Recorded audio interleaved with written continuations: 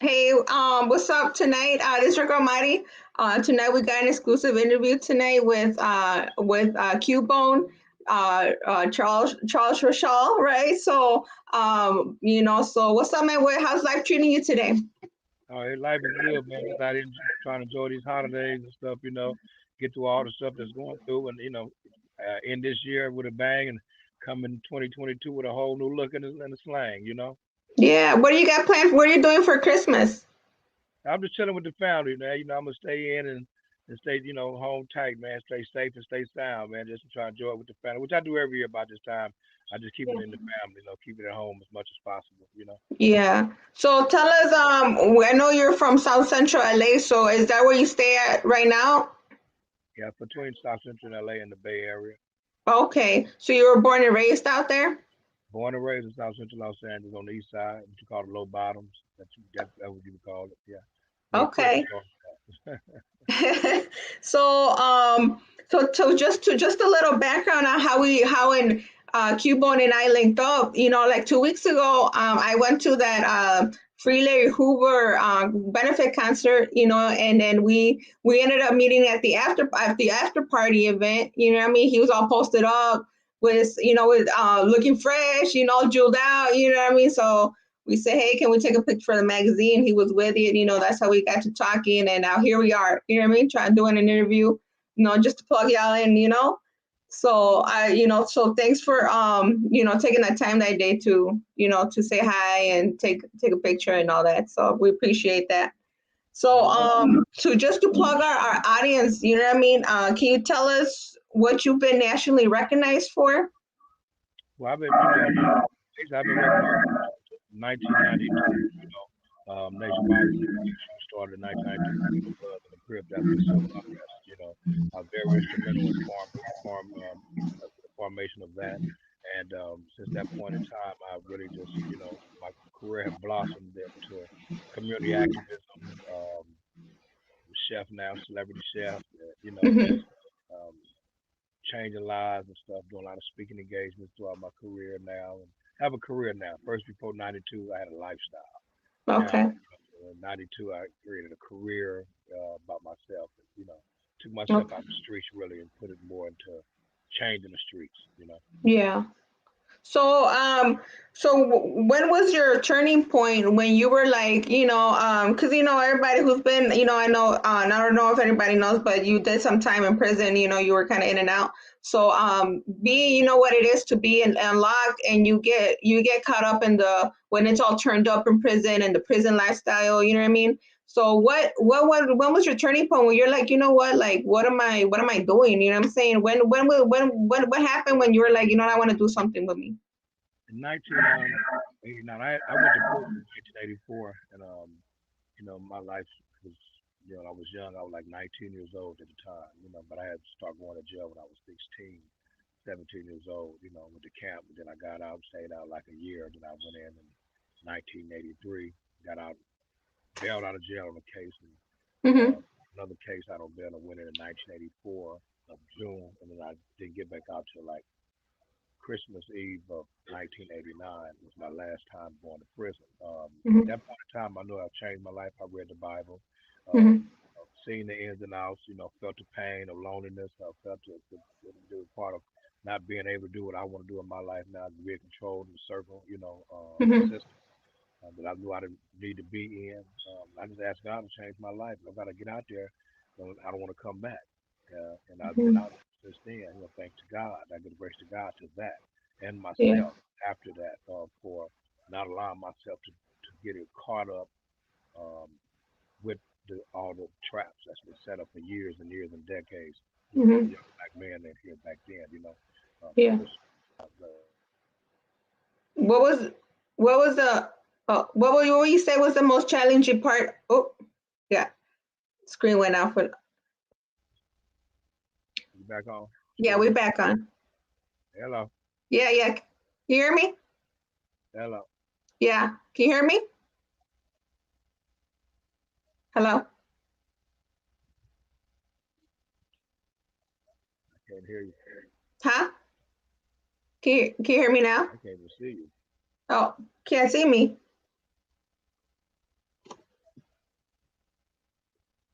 hate I about these I apps. They go so fast. The phone I will can I can see you. Can you see me now? disturb. Huh? I can't see you, sister. Oh, okay, hold on. Let me see if I can do some. Huh? I, can you see me now?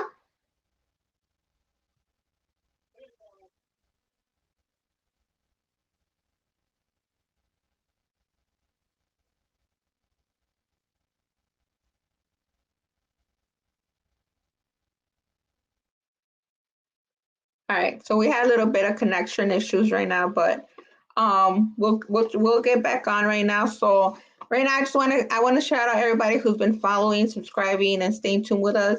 We really appreciate the love and support. So here we are, end of 2021. So we're really gonna be turning out for 2022. So everybody stay tuned. We got a lot of things jumping in that we're gonna have that we got planned. So hold on, I think we got connected here again. Hey, can you hear me now? Yeah. Can Yeah, you can see me too? sound right. Huh? Now it sounds like no it's dragging now. Oh, but can you hear? Oh, it's going slow. From your ear it sounds like that. Oh no, well, from my end, I can see you fine too. It's not, you gotta take Huh? that. You gotta go out and come back in. You can hear me good, huh? Yeah, I can't I hear can. you. It sounded like a computer voice coming out Or there. let me. Go. I'm gonna go ahead and go back in and go back out. Try to go out and come back in. All right.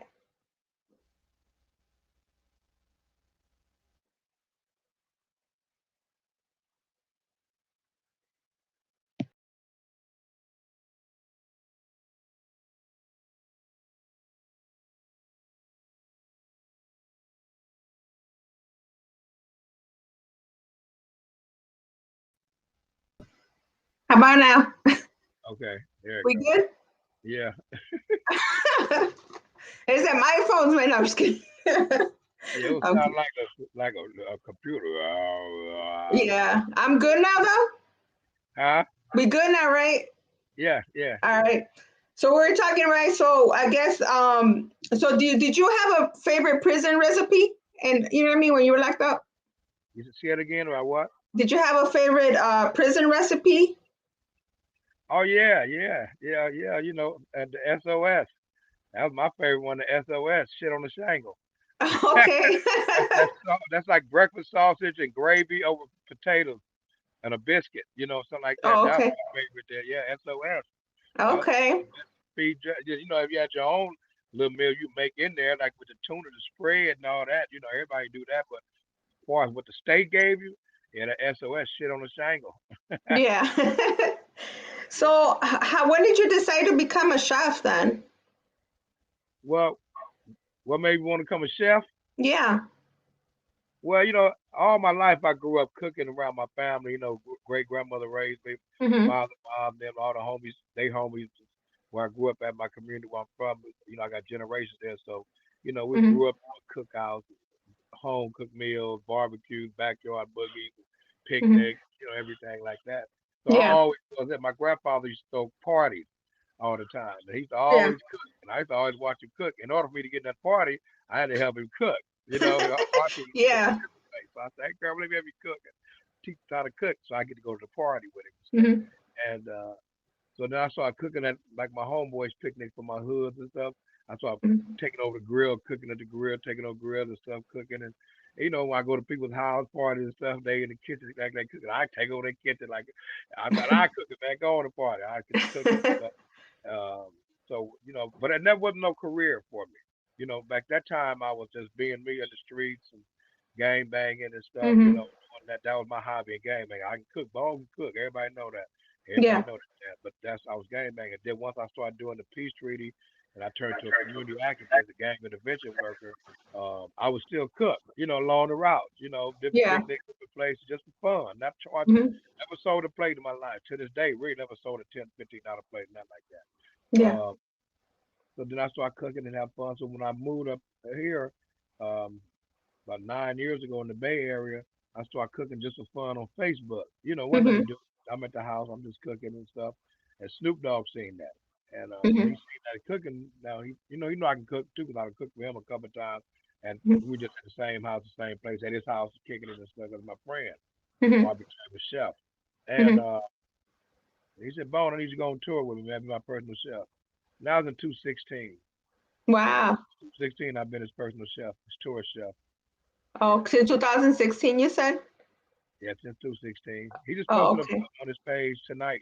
You can see it today. Well, he posted up today, earlier today. Yeah. Me and him having a good time on tour backstage, was cooking and stuff. You see, I was having my apron on. I was cooking and stuff. I stepped out the little kitchen. I got in there. He started freestyle rapping and stuff. Just me and him cooking. Yeah. Yeah, it was just fun on the tour. So every time you're on tour, I'm backstage cooking for him. But him personally. But I will Oh, cook for security and other people and stuff. mhm. So that what blew me up. That blew me Yeah. up for a celebrity chef instantly. I went instantly as a celebrity chef. You said, "Who's Yeah. personal chef?" Oh, you the one who got to go on to Martha Stewart now. But I haven't been out there before that. So Yeah. it's like so yeah. So it's like, oh, the secret is out the bag now. We know Snoop eats what he eats, who cooked for him. And that's in the Yeah. streets as well as through the industry right now. Oh, okay. So what's your signature dish? His main dish from me, like his favorite dish from me, what caught his eye to, I mean, his taste buds was when I did my pepper steak. Pepper steak?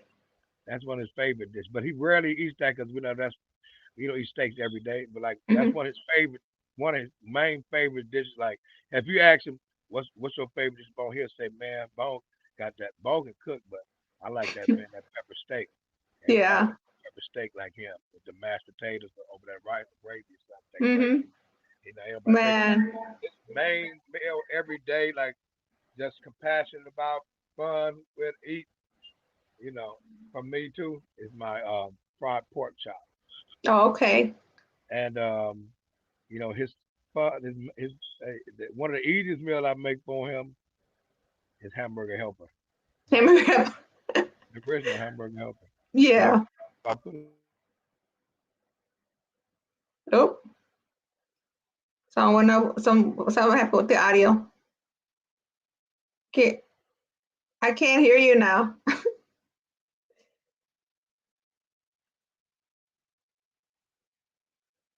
Huh? Hold on. I'm gonna leave and come back. Hold on. See.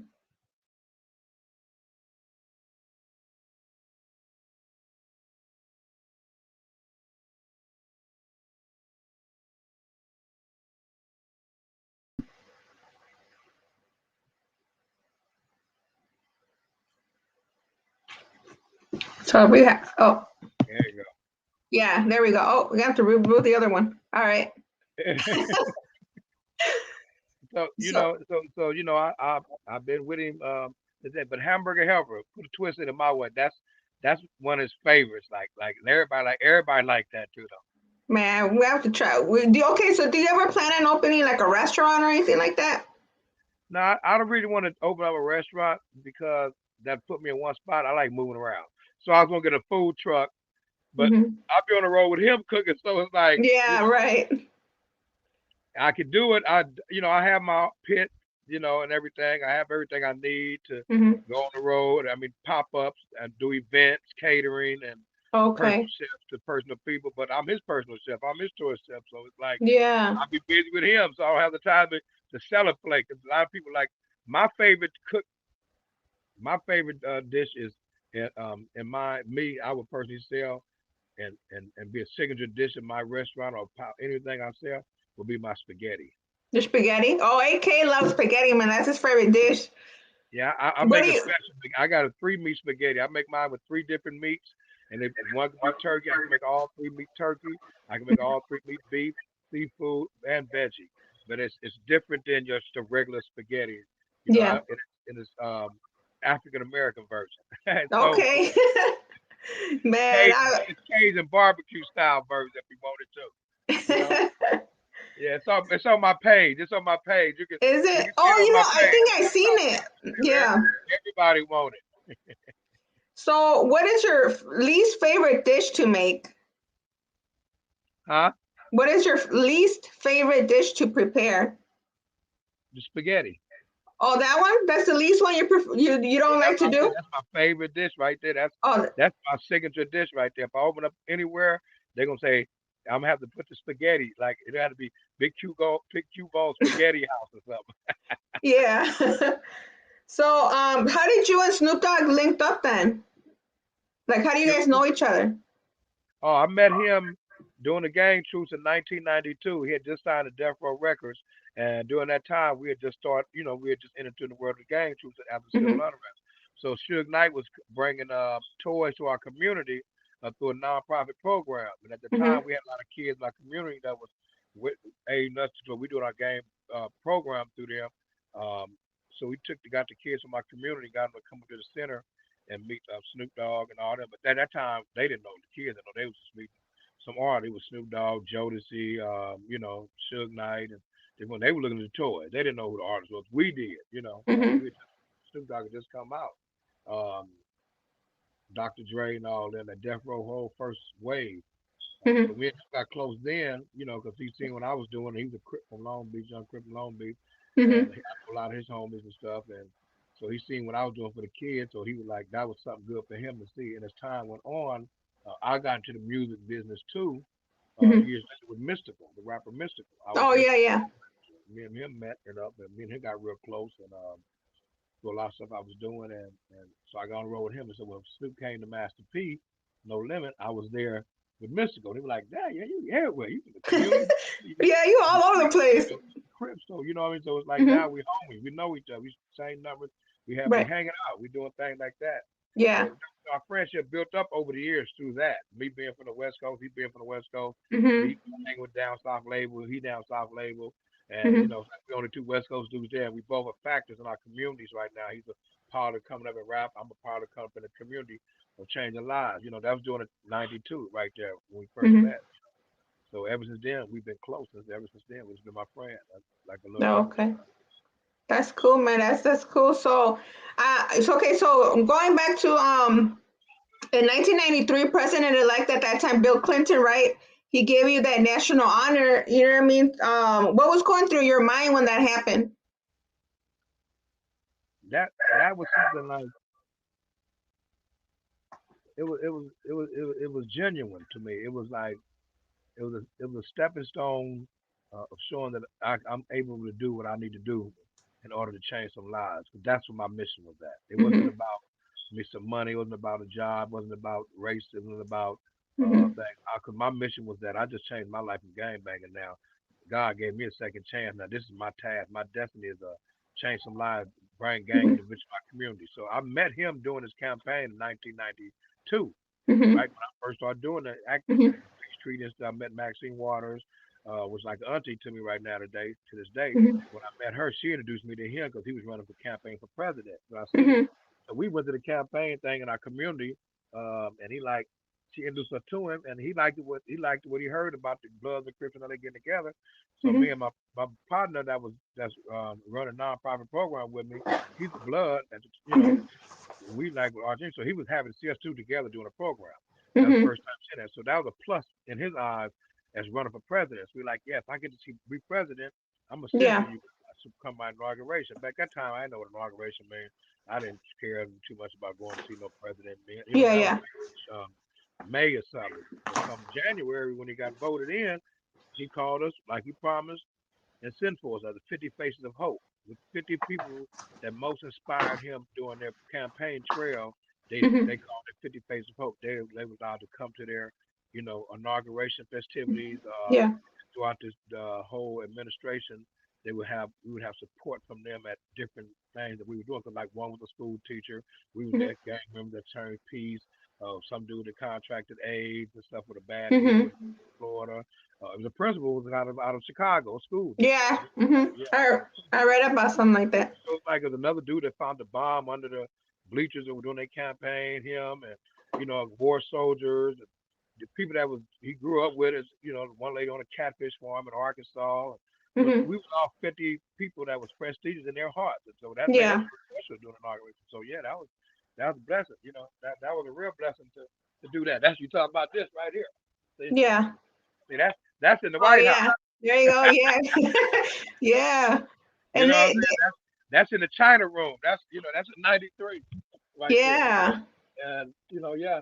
And he was genuine about it. And he came to our community and helped us and gave us helped us get some funding to open up a youth center in our community, that which it cost like $3 million on the urban department development, housing stuff. Yeah, they Mhm. acquired a building through Maxine Waters Youth Fair Chance program that we created. Some brothers in the streets, the Mhm. kids have a chance, called Youth Fair Chance program. Yeah, it was community build, development options, Unity One, Unity Two, Three, South Central Mhm. Youth and Community Service, which is the original ones, Hands Across Watch. Yeah. A lot of gang intervention programs created out of that task, which brothers that's been incarcerated come home. They can be gang intervention workers, so they go back to their communities and change some of their young homies' lives by intervening with them. That's what intervention means. That don't mean go back Yeah. there and misguide them and go back to the Mhm. old you. No, you got to do the new you. The new you is changing lives. It's social change. And it's not easy. It's hard. It's not people don't Yeah. want to do that.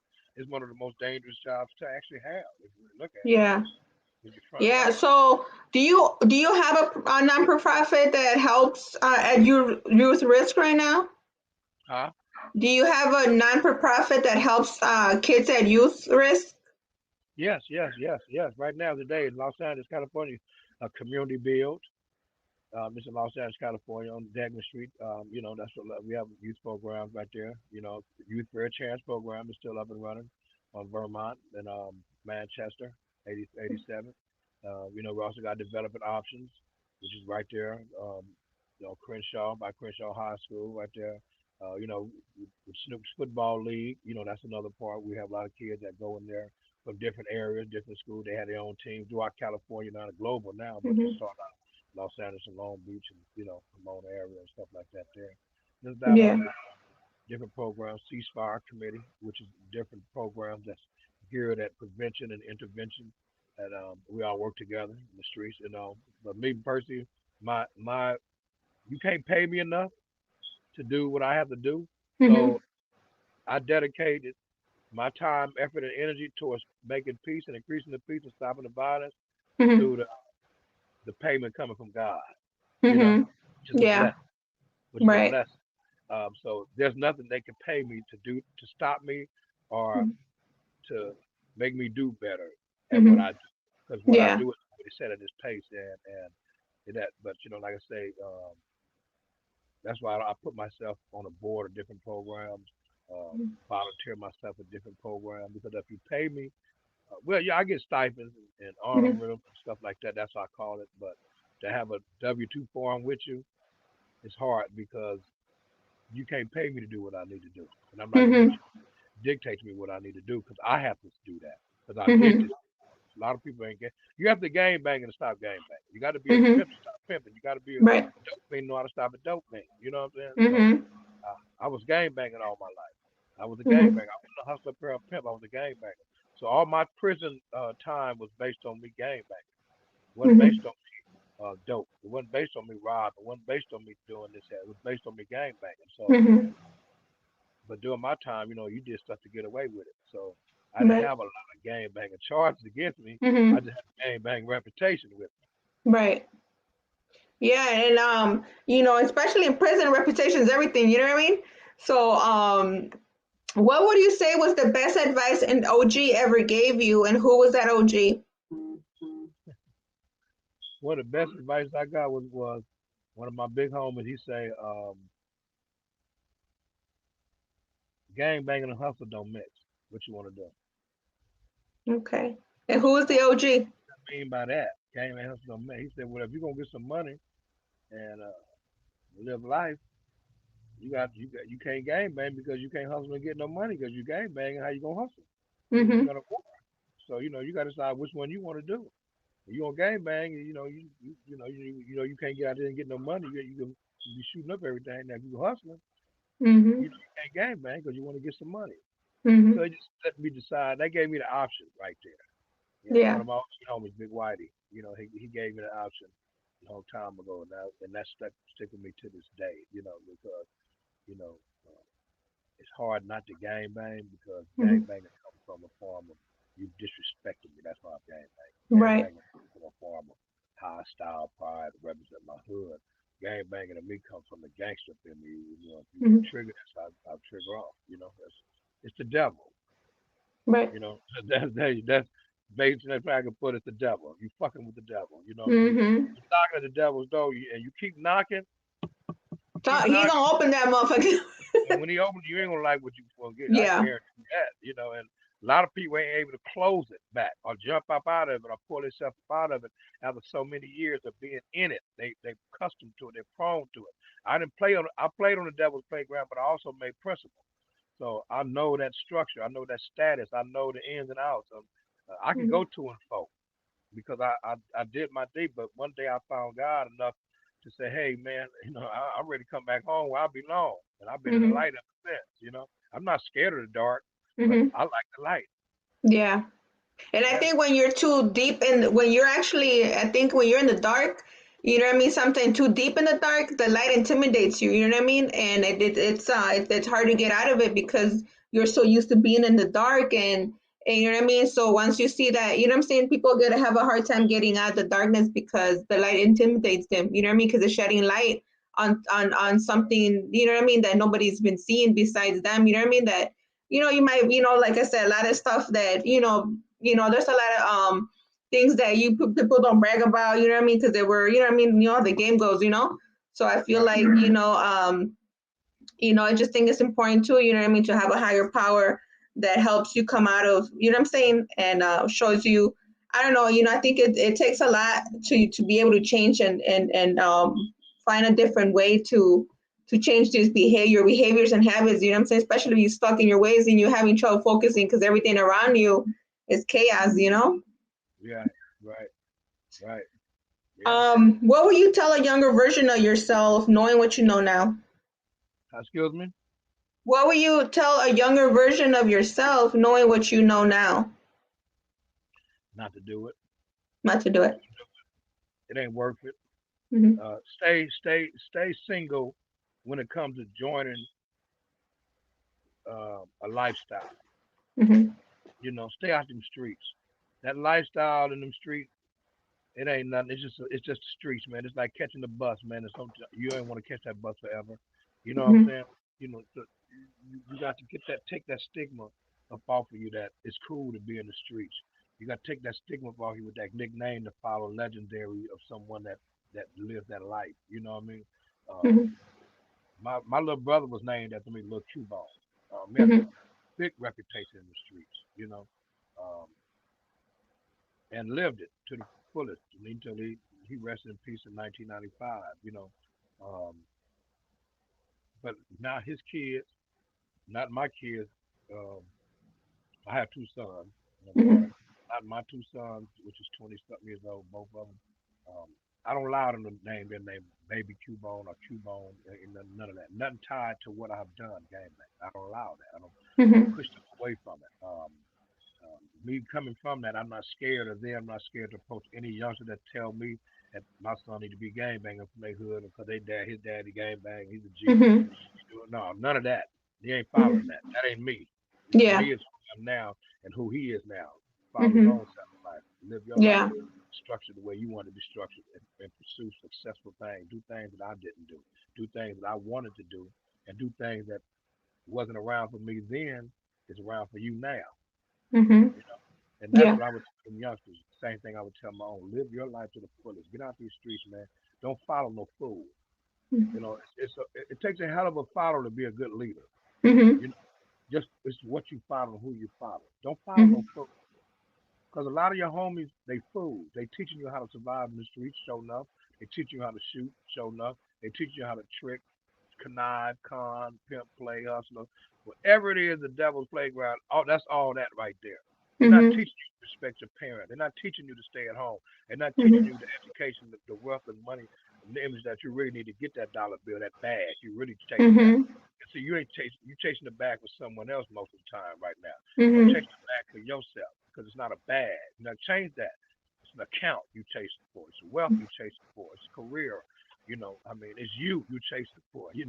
You're Follow right. your circle. You know what I'm saying? Follow your beliefs and stuff. And first and foremost, hey man, give all graces and praises due to God.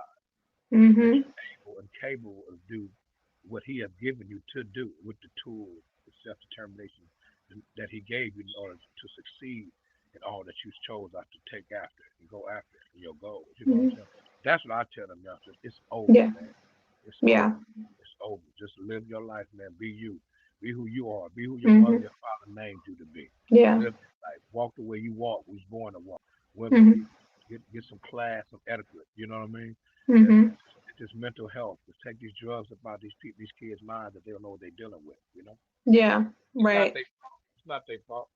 Right. And that's true, man. There's a lot of people who they just don't got anybody to guide them. You know what I'm saying? They think, you know what I'm saying, they grow up with no guidance. They really don't, they're really lost, you know what I'm saying? And then Right.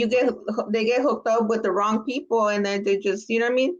They Yeah. just get they just looking up to the wrong individual sometimes, you know what I mean? And it's, I feel like it's kind of hard to come to, people that make it out of it not having support like that, you know what I'm saying?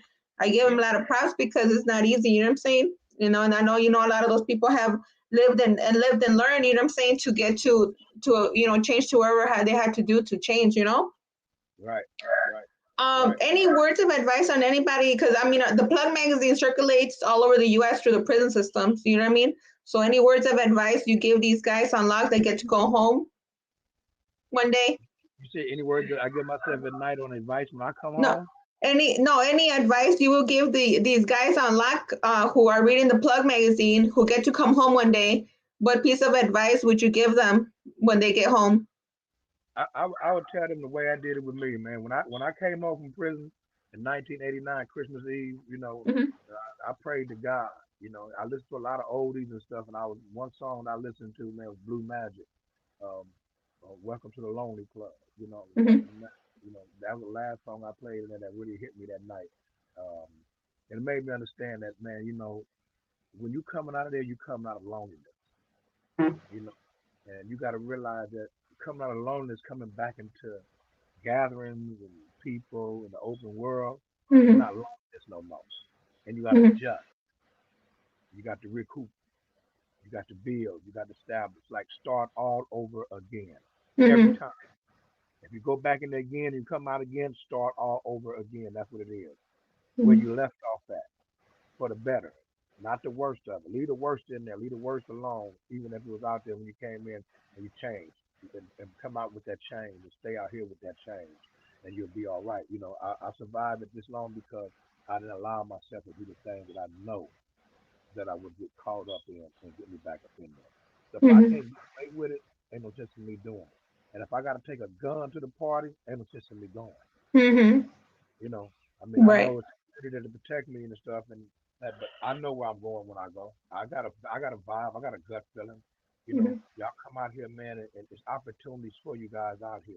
Whether it's truck driving, whether it's Hmm. building your wealth, building your business, whether it's real Right. estate, media, Hmm. lawyers. Yeah. If you want to be a police officer, hey, go for it. Hmm. Security company, fitness program, your own business, man. It's all type of business out there for brothers coming home that's incarcerated, man. And there's Hmm. brothers like myself that's been in there, that's been home for decades. There's brothers coming home for them decades, as yourself, and they building up their report and their portfolios is big now, major companies like Hmm. Concrete. You know what I mean? These brothers Yeah. with conflicts, with creativity, they call themselves Concrete. I work with them hand to hand. The last project, they've created a lot of brothers and stuff nation and globally. There's a lot of stuff aimed at helping brothers. But that truck driving company, Hmm. all that, man, this construction field, owning Yeah. your own companies, hey, man, it's jobs out here, it's careers out here. So there's no way somebody can go back in there unless they chose that path. Right. Right. What about the guys that don't get to come home? Any words of enlightenment for them? That's not coming home, Yeah. and man, you just got to pray Hmm. and keep your head up because one day you could come home. One day you will be going home. Hmm. Whether it's here or there. You know what I mean? The second life. But until then, you don't give up on that door opening because if that wall falls and some nature take its course, you're gonna walk free. So Hmm. one way or the other, you coming about that thing. You Right. know, until then, hey, you pray, you stay focused, you stay alive, man. Don't let nothing kill you. Even if you're never killing something, that's God to judge you on your life being took for that. You know what I mean? Until Yeah. you live your life, God will forgive. He repent people. You know, he the one got the law of yay and nay at the end of the day. So, you Mm-hmm. know, you keep yourself on the chessboard and the monopoly board. You're still playing. Mm-hmm. All right, man. So, AK and I want to say thank you for the interview. You know, we appreciate the support. You know what I mean for the Plug magazine. Do you want to send any shout outs to anybody? Yeah, man, I'd like to give a shout out, man, to all the people out here. You know, I'd like to give a shout out to, you know, the boy AK, you know, free AK. You know, that's someone that need to be coming home, man. You know, proud of the AK of publishing, you know, and everything, you Mm-hmm. know, that y'all doing to help brothers like him come home and stuff. And shouts out to all the brothers that's incarcerated. You know, I would have to go through 1,000 names and stuff to say that, but I want to say shout out to the projects that's helping people, working with people to come home. Shout out to those people that in them programs out here that's working the gears to get these people out there because their resources is limited. That's why I want to give a shout out to the governors and the councilors and the mayors of the cities that put their foot in to try to free some of these people that have been wrongfully convicted. Mm-hmm. Come home and get a second chance. Because everybody deserves a second chance. Everybody will get a second chance. Right. God. So you know what I mean? That's Mm-hmm. why I want to give a shout out. I want to give a shout out to God for allowing us to live and breathe and get second chance again with other Amen to brothers. that. Yeah. You know? All right. Well, so y'all know, man, we y'all plug their land, give y'all an update what's Q-Bone's got going on. We want to hope everybody has a Merry Christmas. You know, everybody stay safe out there in the streets. You know what I'm saying? And we out. So we out. Hey, peace. Happy holidays, everybody. Be safe. God bless.